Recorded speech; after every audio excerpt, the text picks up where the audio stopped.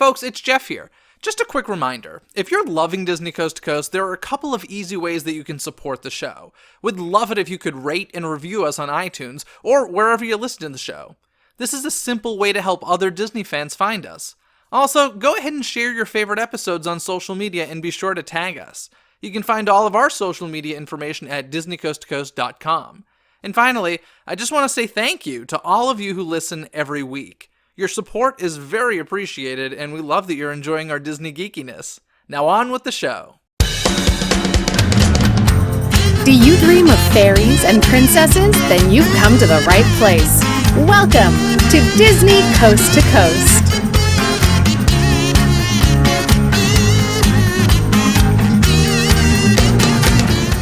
Hey folks, and welcome to Disney Coast to Coast, the ultimate unofficial Disney fan podcast. I'm Jeff DePaoli. I'm Tracy Hines. And welcome back, Tracy Hines. Thank you for having me. Welcome to Princess Pondering. So, what princess are we going to be focusing on this week? Snow White. Snow White, indeed. Snow White and the Seven Dwarfs. We're hopping all the way back to the beginning. The first full-length animated feato brought to you by Walt Disney, or by anybody, really. The OG. The OG Snow White. Let's. I gotta admit, I hadn't seen it in a long time. Same. So I watched it last night, actually, and man, what a good movie! Like, it truly holds up. In my opinion, it is. It's really good. It's really scary. This movie is terrifying. Like, when you think about the ride at the park, you know, I remember when I would go on it, I was like, why did Disney make this so scary? And then you watch the movie and you're like, because the movie is terrifying. Okay, so Walt always said he didn't make movies for children. He made it for the whole family. This is like proof. First of all, the movie starts with text on the screen because it was the first time they did the whole the classic storybook opening thing. So like it started that tradition. But then there's a lot of text on the screen that obviously children aren't reading. Right. And then the first scene. Yeah, it's like 3. Is it 2 or 3 full pages something that you have like to read? Yeah. And then the first thing you see beyond that is the evil queen. The evil queen. And it's the true star. legit scary. Yeah. I mean, she's truly evil. She is the most evil. I've decided after watching this, she's the most evil villain. You know what? I used to think Maleficent was, but no, I agree with you. After rewatching it and kind of like weighing them, like Ursula's very manipulative, which is creepy. Like Mother Gothel's so manipulative, but like she is just truly like, she's dead. Let's just kill her. Just get her out of here. Not only that, but on top of it, I feel like she has the absolute worst reason to be evil. Her reason for wanting to kill somebody is because they are more beautiful than her. And it's a child. I mean, Snow White is 14, 12? She's young. I know. She is like a baby. And and it says in the story, it says that I'm trying to remember how it worded it in the movie, like in the opening pages, but she was suspicious of Snow White from the time she was a child because she feared she would grow up to be beautiful. And it's like, really? That's a weirred reason to kill somebody. You're the queen. You can do anything. I would have to kill so many people if I just had to kill people more beautiful than me. Like, it would be ridiculous. Well, she's probably, let's get real dark here for a minute. Okay, let's do it. She deals with, like, black magic. The dwarves say that she does black magic. She's probably possessed. By the devil, yeah. Snow White has the purest heart. Snow White prays before she goes to bed. It's true. She loves everyone. All she wants to do is help people. The queen is possessed and she hates her goodness. And so her excuse is that she wants to kill her because she's beautiful, but really she wants to kill her because she embodies purity and goodness and beauty in this world. Here's what I want to say about this. I want Disney to make an animated feature as daring as Snow White again. Yeah, oh my gosh. Because I don't think they ever would. Can you imagine? Well, they went under scrutiny for Hunchback of Notre Dame because it was so dark. I'm telling you, ladies and gentlemen. That was also very sexual. That's, to me, like Frollo is real, that hellfire. Sure. It's, to me, that's what sort of crossed more of a line than, like, when you add that in for children, that makes it I see what you're saying, but at this, I don't feel like the general. I just remember people saying it was dark. It was so dark. Yeah. Snow White is way darker, in my opinion. But it's still like, I guess in Hunchback it spells it out for you a little more. In Snow, well, I mean, I don't think as a kid I really understood hellfire. I did. I don't know if I did. I was grossed out by it. I remember Really? being like, oh, it's because when you take something like a priest, someone who's supposed to like, stand for like someone that you can trust and who's supposed to be good and like that helps people, and then make him like that and very like lecherous and like, ooh, like creepy crawly. Yeah. He made me very uncomfortable. But well, I have to say I loved and appreciated the darkness of Snow White and the Seven Dwarfs. I did too. And obviously like, I was looking at this kind of with a critic's eye this time around, knowing we were going to be talking about it on the show. And I just noticed so much stuff. First, it was unbelievable to think like before Snow White, what we had was the cartoon shorts that we know. Like to go from that to that is kind of unbelievable. right. And I mean, everybody knows the stories. Walt put everything into this. Basically, You can tell too. I mean, it's phenomenal. It feels like you're watching music videos too. I was noticing that like when she's in the forest and everything. The forest is insane. It's so visually like stunning, like the way that they tell the story, it's very different than movies today. Yeah. In my opinion, it's a lot more, I don't know, it's very artsy. It's very the first thing you see actually is like a not a love letter, but a note from Walt to the animators thanking them for putting, because I mean, we've all heard the insane hours, the tons of stuff he threw out. The bank had sleepless nights because of the amount of money being spent on this. Yeah. Legitimately, if this had failed, we wouldn't know any other Walt Disney animated feature. We wouldn't know Disneyland. Like, this would have ended. It's crazy Walt to think Disney. about. The studios in Burbank were built because of the money from Snow White and the Seven Dwarfs. Like, Wow. it's an important film Yeah. in history. So I just really loved how dark it was. One other thing I noticed a ton of is how much water is in this film, and how water is probably one of the most difficult things to animate. Yet they were like, nope, let's do it. I didn't even think about that. There's so much water Interesting. from a wishing well with those rings. Yeah.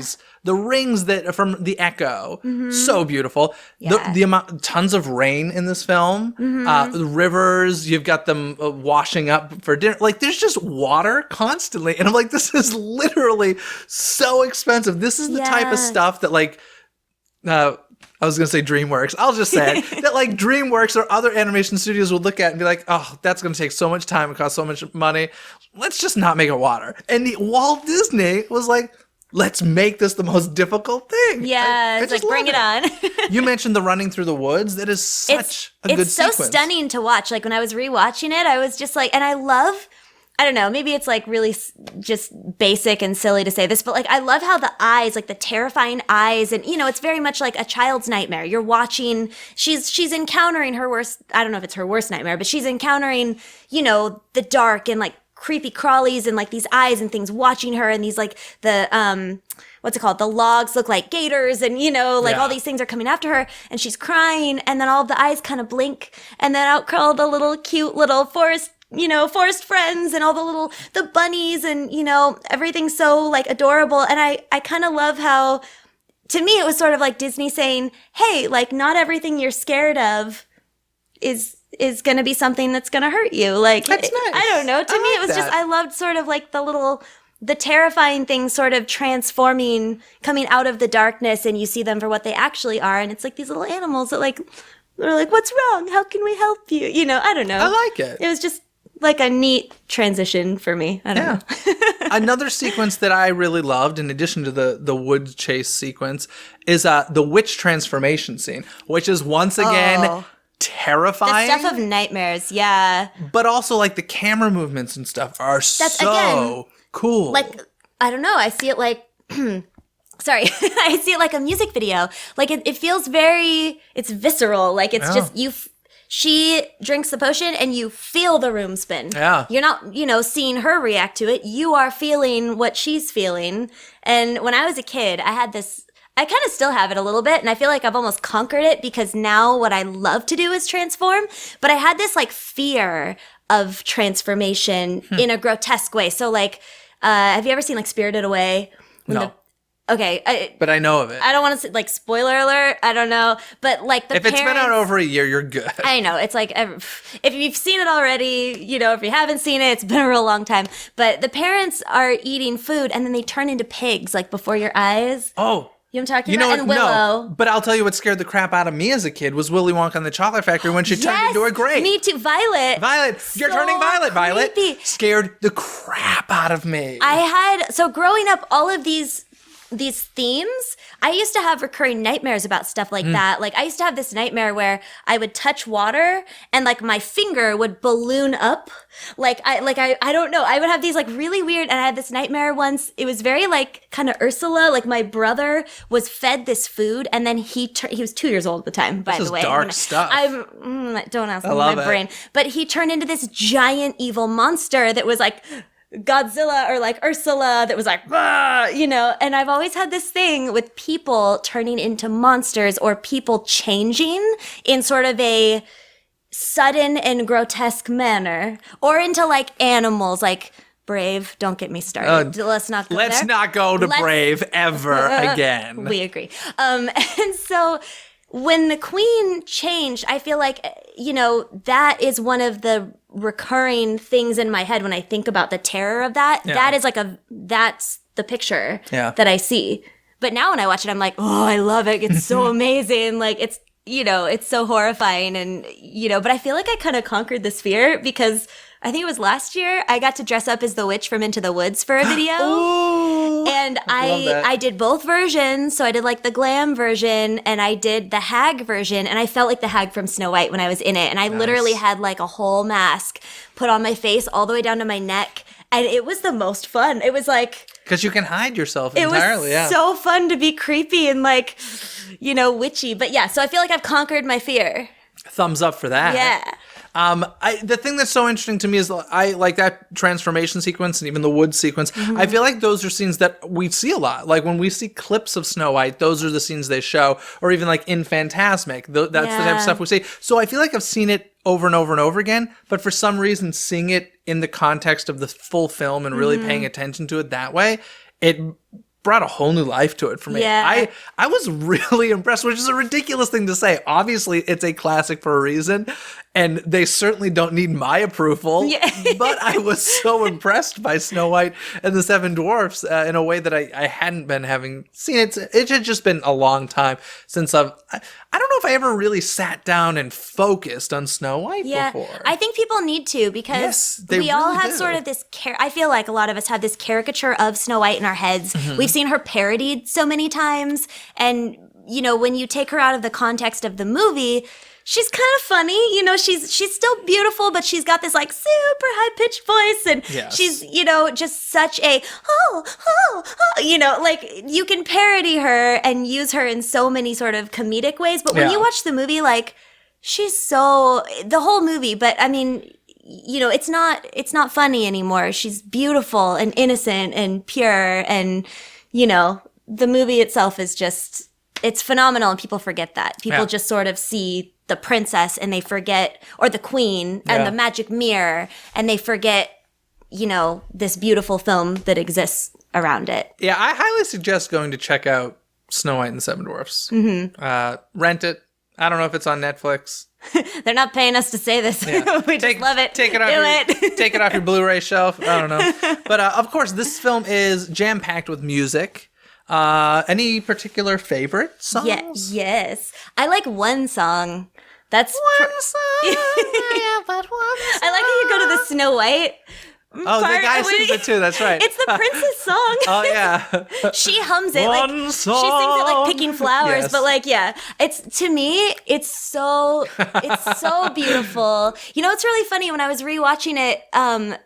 I realized, because I actually just watched Enchanted. I mean, I've seen Enchanted 1,000 times. It's one of my other like favorites, but Enchanted it's so Snow White, you know? Yes. And when I was listening to one song, I was like, Edward, like, you know, like I feel like they took a lot of inspiration for Edward from this prince. But yeah, that song is so beautiful. And it's so just like, if I had this like handsome man with this beautiful voice sing that song to me when I'm, you know, like, I'd be like, Would you fall in love as quickly as Snow White did? I don't know, but I mean, maybe. What do you think my favorite song would be from it? Oh, good question. Okay, knowing what I know about you with part of your world, not part of your world, Little Mermaid. Wait, is it a Snow White song? Or It is a Snow White song. Okay, yes. I'm gonna say With a Smile and a Song. With a smile and a That's my second favorite, and we kind of. I love that song. Okay, good. Was that right? Yeah, that's the one. We have similar taste in music, I think. Yeah, I think so. Disney music, at least. Yeah. I really love that song. Yep. There's a lot of, what's so crazy is like the music of Snow White and the Seven Dwarfs, pretty much every song from it is so ingrained in Disney that I don't know if people even realize these songs come from this film originally. I mean, Hi-Ho. Someday My Prince Will Come, the most like iconic love song. I think people hear it in the parks and they're like, it could be Cinderella, it could be Snow White. I don't know. Yeah, especially when it's instrumental too. Yeah, and it's just such a. Speaking of the orchestra in this film, the music is so good, beginning to end, so good. It tells the story. It literally, and you know what's really weird that I noticed? Sorry to cut you off. No, please. There's some parts of the orchestration that, like, when I was listening to it, I was like, "This is Alice in Wonderland." What the heck? Like, this is the teacup song, and like, there's so many similarities that I heard to other Disney. Like early Disney? Yeah. I don't know. Did you notice any of that? I would like to go back and notice that. Yeah. You know what's interesting is I feel like a lot of those films from that time period and with that recording equipment that they had available to them have a similar tone to them. Yeah. So to me, there's something universal sounding about all of them, like the connect all of them. Well, and they would reuse, like I remember, what is it? They wrote that song, The Second Star to the Right was originally going to be an Alice in Wonderland. I had heard that, yes. Why does the whispering something? Yeah, I'm trying to remember. Different what it is. lyrics, Different but same lyrics, melody. same melody, and then they took it and put it in Peter Pan. So I don't know. They do that. So maybe some of this music could have been used in future films. I don't know. With a smile and a song. Very nice. Did That's you very like nice. it? Yeah. It's not really. But You can hear my cover on YouTube. but frankly, But don't. It's really old.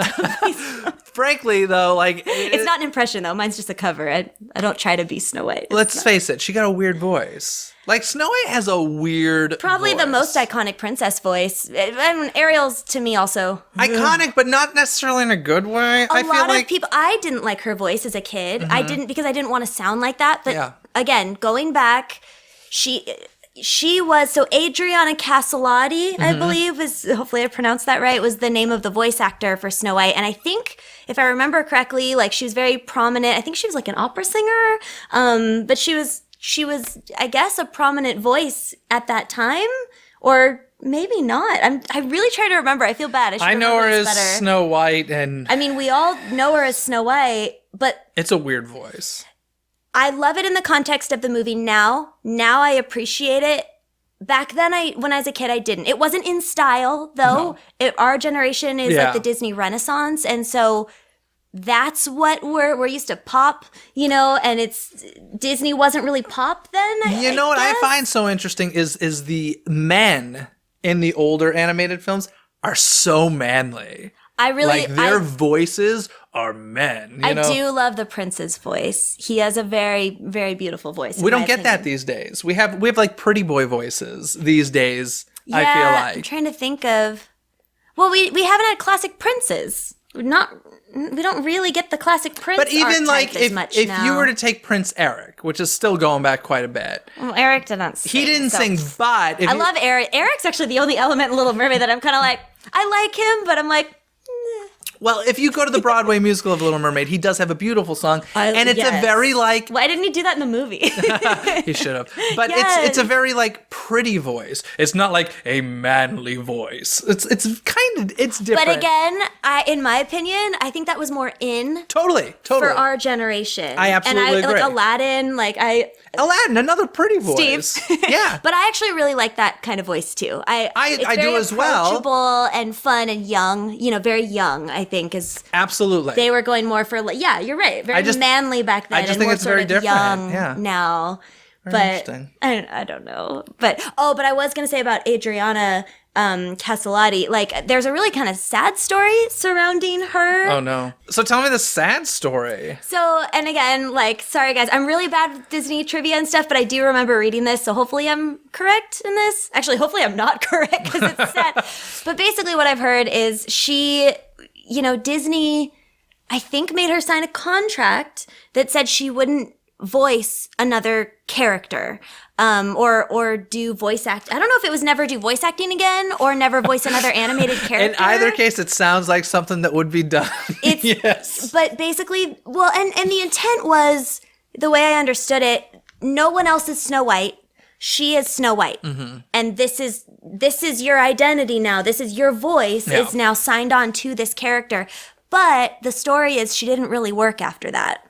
So she lives forever as Snow White. That's how we all will remember her forever. But she probably didn't get much work after, I don't know. I mean, this was a different time in the studios. If you don't know the history of the movie studios from way back then, basically actors were under contract with certain studios, so they were not allowed to leave and go work at other studios unless they got permission, which was often very difficult. Yeah. A classic story of that is The Wizard of Oz, actually. MGM film, Judy Garland was signed to MGM. They actually wanted Shirley Temple, who was signed with Fox, and then Fox wouldn't let her out of her contract, so Judy Garland ended up getting it. Yeah. But that was very common. Right. That was the way in the day. So it's not like probably, Disney's this evil entity that was trying to do something bad to someone. It's like they just wanted, I think, the character integrity to stay the same. And who knows, maybe she did more things later as Snow White. I'm hoping that they used her to do some sort of, nowadays, princesses, I love when, Jodie Benson, she still sings for Ariel. Anytime you hear Ariel,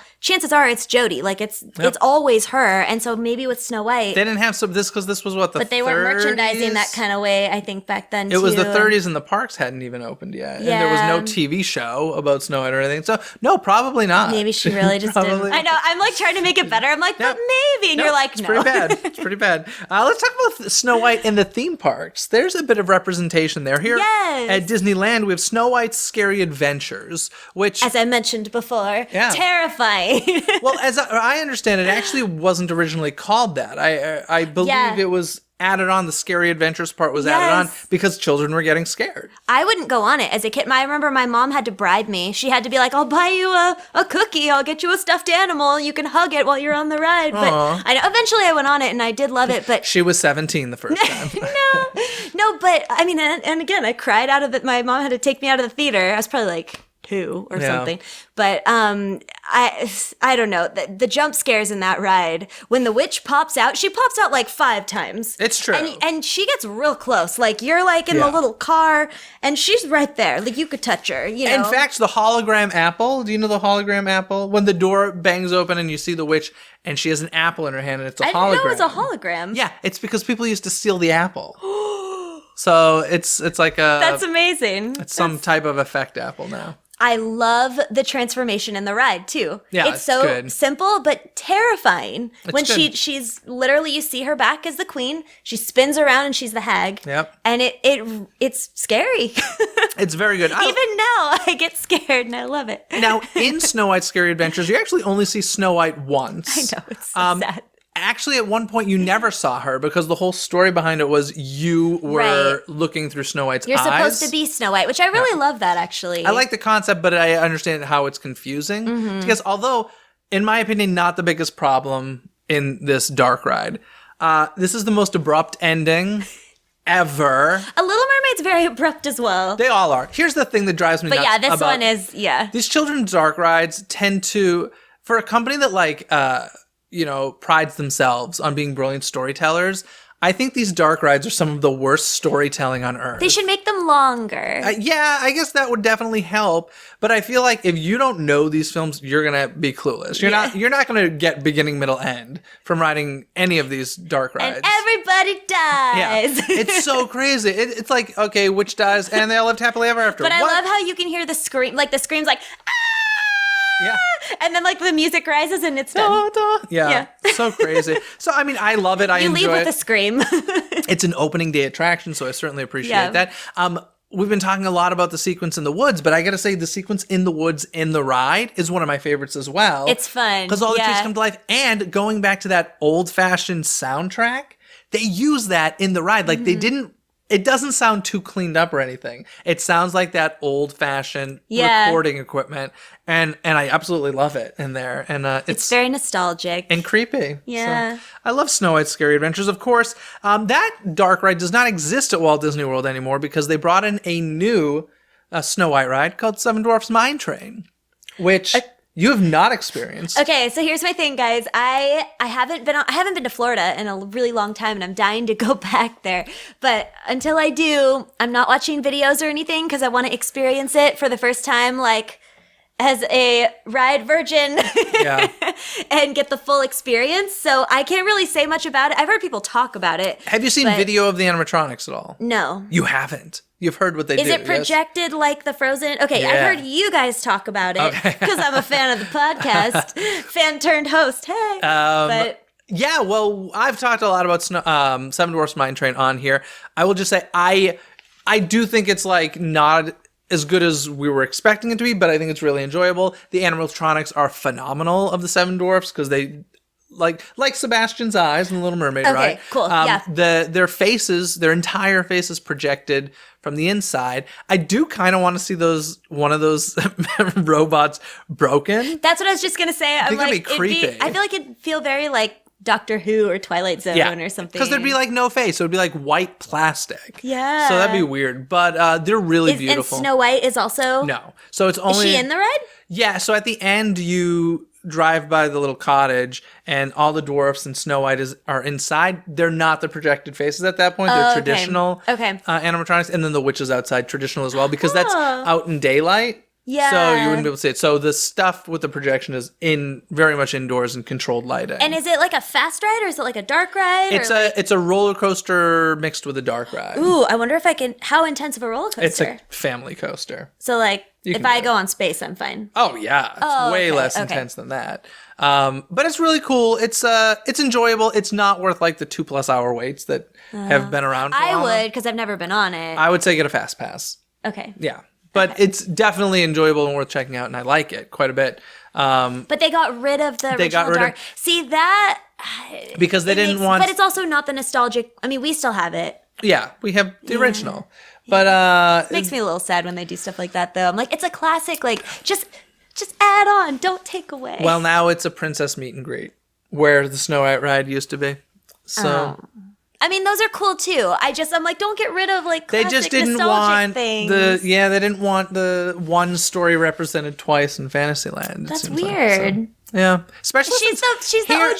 She can have as many as she wants. And she's frankly, the queen. here at Disneyland, we got Alice in Wonderland represented twice. Yeah, we do. With the dark ride and teacups. So, Walt Disney World's slacking a little bit. Did we really need a princess meet and greet? I bet a lot of little girls would say yes. Yes, I mean, you need those too. But I'm just saying, don't get rid of an awesome ride. Just put her outside the ride and like ride the ride and be like, oh, now I'm going to hang out with Snow White. That'd be cool. I would like that. What if Snow White can go on the ride with you? That'd be awesome. Ooh, and then you're really seeing it through her eyes. Yes. Ooh. Hey guys, it's Jeff, and I've got a question for you. Have you ever hired a travel agent and realized that instead of planning your dream vacation, they were planning their own instead? They just weren't listening to your wants and needs. Well, I've got a solution for you thanks to our Season 4 sponsor. Adventure is Out There Travel specializes in making sure that you get to do exactly what you want on your next Disney dream vacation. What specific type of magic do you want coming your way on the Disney vacation? They'll find out and hook you up, taking care of all of the heavy lifting. They're a full-service travel agency specializing in cruises, tours, single-night stays, and of course, the Disney vacation of a lifetime. So go ahead and visit adventureisoutthere.travel.com for your free, no-obligation quote. And of course, we can also see some Snow White and Fantasmic. The evil witch is a huge part of that show. I love Fantasmic so much. We talked about this before. It's the greatest thing It's my favorite ever. thing at Disneyland, Yes. probably. The greatest thing ever. But Besides Peter Pan ride. But yeah. ooh, that tops Fantasmic. Equal.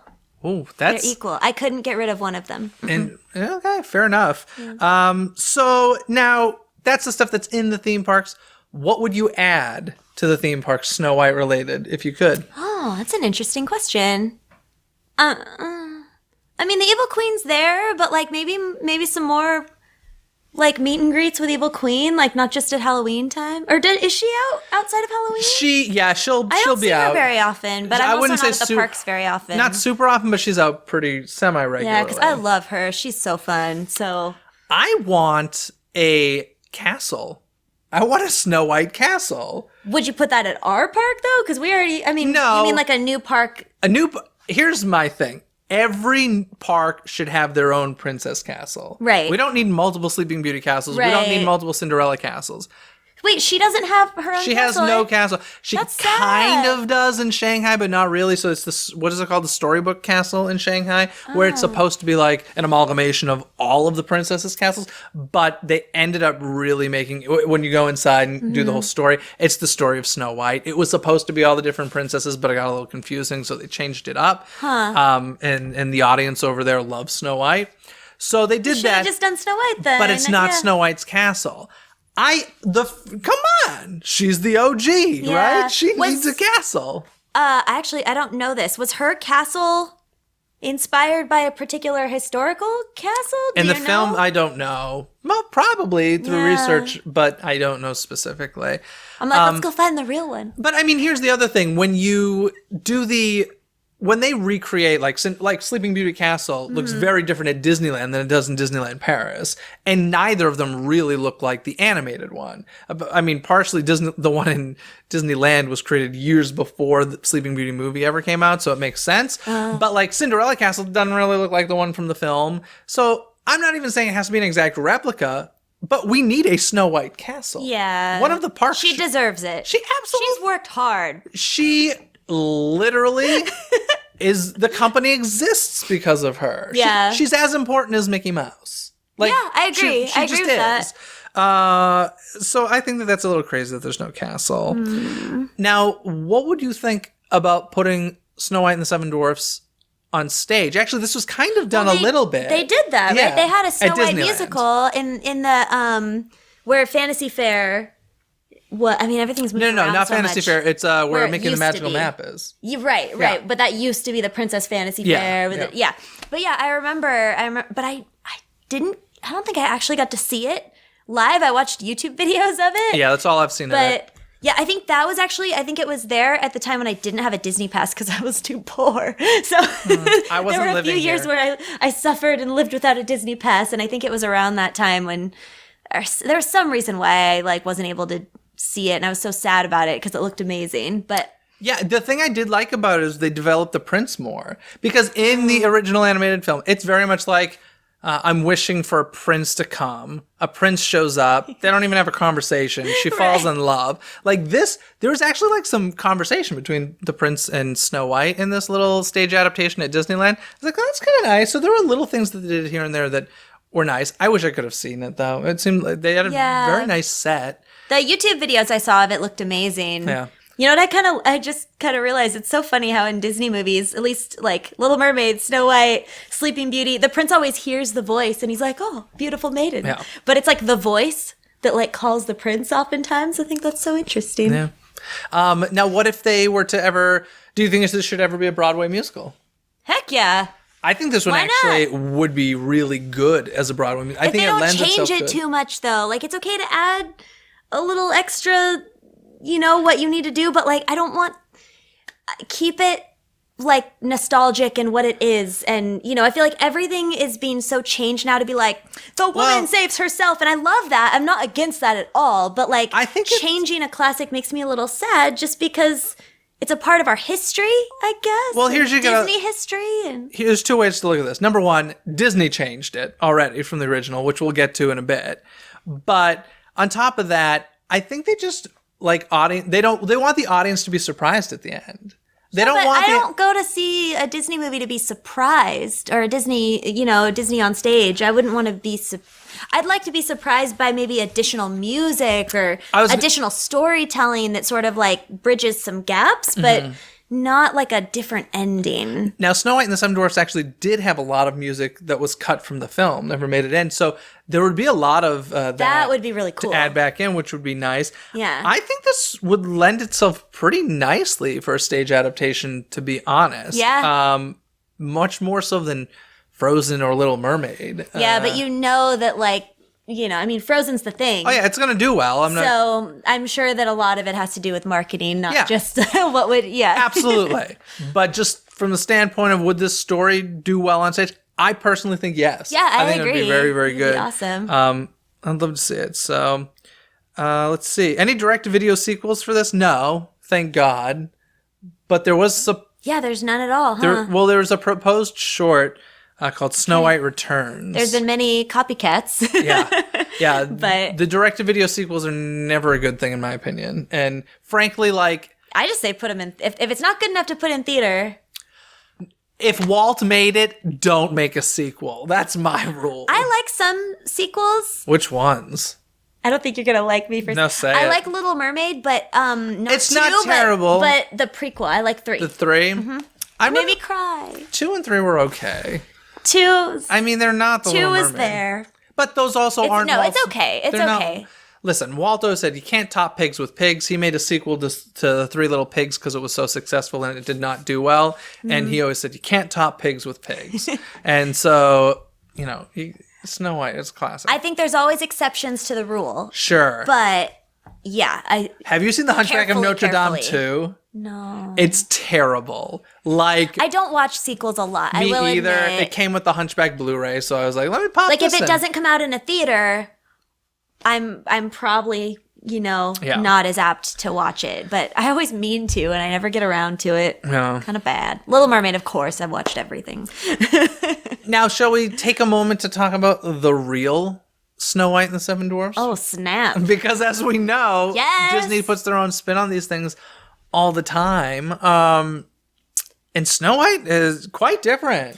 But this one though, like for whatever reason, I think because Disney made it so dark, it doesn't feel as off as everything else. Agreed. It actually is a lot more on tone of the original fairy tale, and I feel like the more they've done this, the more they've made it bright, happy Disney, and, and they still portray evil in the others, Sleeping Beauty gets, Yes, it can get things dark. get real dark, but like, this is, the tone feels like it's Grimm's, right? The Grimm's? Yeah. Yeah, it's, obviously they cut out a lot of there was a lot in the original, right, with the queen as the hag, She goes trying 3 over times. and over and over. Well, at first she goes... Snow White's a smart cookie. At first she goes as an old peddler and she suffocates Snow White with a that the corset? laced bodice. Yeah. And Watch out for those corsets. so Snow White passes out and then comes back to life because the Snow Whites loosen it and let her breathe. I mean, the dwarfs, not the Snow Whites. Yeah, the dwarves unlace the Unlace corset, it, yeah, right? and she can breathe again. And then she comes back, she's like, oh, darn, that didn't work. So she comes back as a comb seller and poisons a comb. That's right. Yep. Same thing, the hair poison, and she dies, or... How'd she come back from that one? The dwarfs take the comb out of her hair. Oh, so literally the comb has to be in her hair. I don't know. It doesn't make sense. And then she comes back with the poison apple as a farmer's wife. And then I forgot she changed her. Well, yeah, I guess she'd have to change her she guys. keeps changing her. Yeah, if you take things from one person who poisons you and do it again and again, that makes you crazy. In my head, she was like the hag, but just dressed differently every time. No, it was 3 different disguises. Okay, that makes more sense. One of the things that I found interesting that Walt Disney changed was the whole magic mirror on the wall, who's the fairest of them all, was actually in the original story, magic mirror in my hand, who is the fairest in the land. Oh, that does sound familiar. So I was like, oh, what an interesting So it was thing. a little mirror. It was it was very Beauty and the Beast mirror.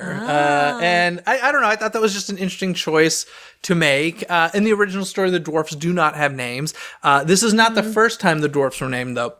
In a previous stage production, they had names. It wasn't Happy, Dopey, Sleepy, all those guys. But yeah, so he named them, or not him, but his team named them those weird names. There are actually tons of different names, and those were I think I've seen that before. Yeah, different interpretations. I mean, the mirror makes a lot of sense, though. It's much more cinematic to have a giant, creepy mirror with this floating face. Don't know where it came from or who it is, or Yeah. That'd be an interesting backstory, wouldn't it? I mean, I would actually love to know what if you watch the show Once Upon a Time, Okay. they had fun with that. Okay. I enjoyed it. But yeah, I think that'd be really cool to kind of figure out, like, if Disney were to do it specifically as a film or something, why he, is it a person? Yeah. Is it an entity? Does he have a story? Why is he there? If she calls him a slave, It's the Wizard of Oz controlling it from behind the curtain. you think he's in control or you think she's in control? She calls him slave, but maybe really she's possessed and it's... That'd be interesting. She's Is that what they slave. do on Once Upon a Time? No, I mean, he's her slave, if I remember. Yeah, she put him there. She enslaved him. Interesting. Or not. I'm telling you, this woman is evil. I think her mom enslaved. Gosh, I don't remember. Evil family. Sorry, guys. I have really bad memory. But yeah, he was enslaved. It's a lot of evil. Either she did or her mom did. One of the evil queens did. Well, what I love about the original story is the prince falls in love with a dead chick because, like, she's dead. Well, I mean, but he met her before. In the original story? Oh, in the original story. Sorry. Yeah.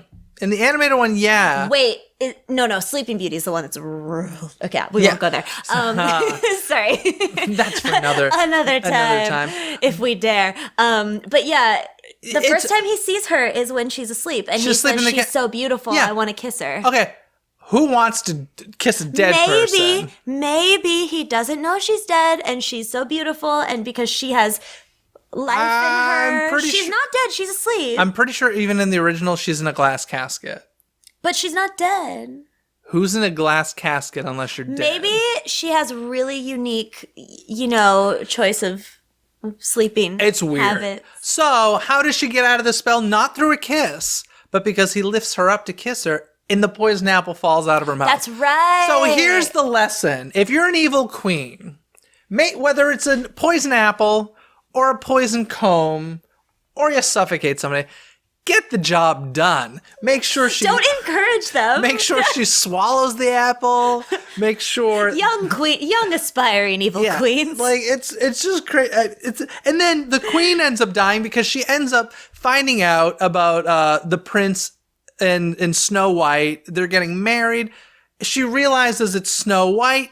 She basically has a heart attack. The queen chokes with rage and dies. She's got some problems. She got a little bit of jealousy issues, This is some weird stuff, ladies and gentlemen. I love it. In the original, it's also about her beauty. Is that what it is? Yeah. Totally vain. Yeah. Like, possessed. So, it's the weirdest. Some smaller weird changes that came up were, like in the Disney one, it's the huntsman goes to get her heart. In the original story, he goes to get her lungs and liver, which I think is interesting. Yeah. So it's just, I always find it fun when they make those changes. Like, okay, why that? Mm-hmm. Like, that's such a small thing. Why would you change that? But the heart, I love the heart though, because obviously it feels more iconic. And it's kind of love. Love. There's a lot centered in that particular organ. Yeah. So, I mean, listen, Snow White and the Seven Dwarfs, the Walt Disney classic, is a classic for a reason. Mm-hmm. I think we've You need to watch it if you haven't that. seen it yet. If you call yourself a Disney fan and you haven't seen Snow White, go watch it and then call yourself a Disney fan, because you gotta see it. Just saying. And she's the original hipster. She did it first. There we go. And frankly, even if you have seen it, I encourage you, go back and watch it again. Leave us a comment below on YouTube. Let us know what you think after seeing Snow White, either for the first time or after not having seen it in so many years. I think it holds up so beautifully. Yeah. It's a screwed up story. It's and really she's also dark. really young, and the prince doesn't sound as young, and so that's a little weird too. But but that's also old school Disney. It was a different old time. school fairy tales in general. Yeah. One song, I have but one song. But I think he only had pure intentions, and he loved her for her beautiful heart. Sure, that's what it was. That's absolutely what it was. Anything else you want to add about Snow White and the Seven Dwarfs? It's magical. It is. It has been a lot of fun pondering this princess. But now it's trivia time. Hey folks, today for trivia time, I have Jeremy with me from the Mad Chatters podcast. Hello, Jeremy. Hello, everyone. Welcome to the show. Today we're talking about some trivia related to the Disney MGM Studio Backlot Tour, or Disney Hollywood Studio Backlot Tour, depending on how you think of it. But do you want to hit me with a question first, or shall I hit you? Well, why don't you start, since this is like my first time? Okay, well, welcome.